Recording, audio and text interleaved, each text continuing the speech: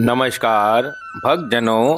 आज मैं माघ मास महात्म के 5वें अध्याय का वर्णन करूंगा। इससे पिछले अध्याय में हमने सुना था कि राजा दिलीप को श्री वशिष्ठ जी महिष्मति के राजा सहस्त्र अर्जुन तथा श्री दत्तात्रेय जी की कथा सुनाते हैं।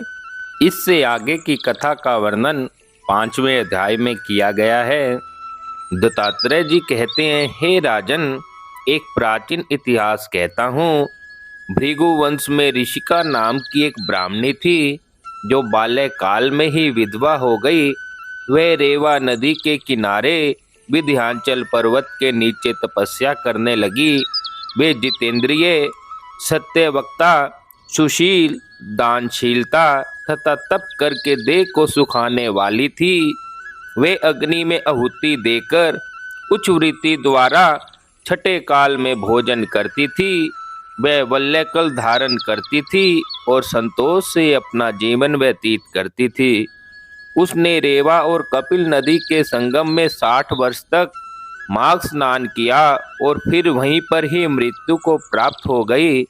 माघ स्नान के फल से वे दिव्य 4000 वर्ष तक विष्णु लोक में वास करके सुन और अपसुन दैत्यों का नाश करने के लिए ब्रह्मा द्वारा तिलोत्तमा नाम की अप्सरा के रूप में ब्रह्मलोक में उत्पन्न हुई।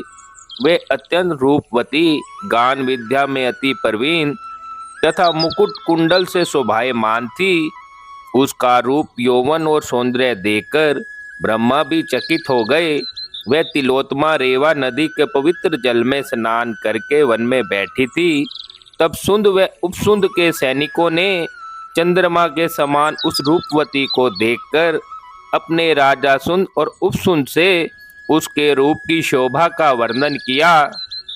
ऐसी परम सुंदरी हमने पहले कभी नहीं देखी, आप भी चलकर देखें। तब वह दोनों मदिरा के पात्र रखकर वहां पर आए जहां पर वह सुंदरी बैठी हुई थी और मदिरा के पान विहेल होकर काम क्रीड़ा से पीड़ित हुए और दोनों ही आपस में उस स्त्री रतन को प्राप्त करने के लिए विवादग्रस्त हुए और फिर आपस में युद्ध करते हुए वहीं समाप्त हो गए। उन दोनों को मरा हुआ देखकर उनके सैनिकों में बड़ा ही कोलाहल मच गया।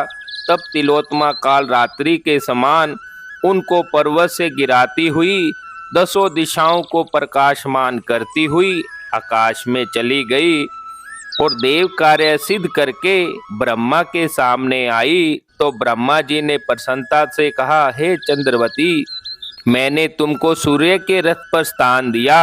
जब तक आकाश में सूर्य स्थित है, नाना प्रकार के भोगों को भोगो।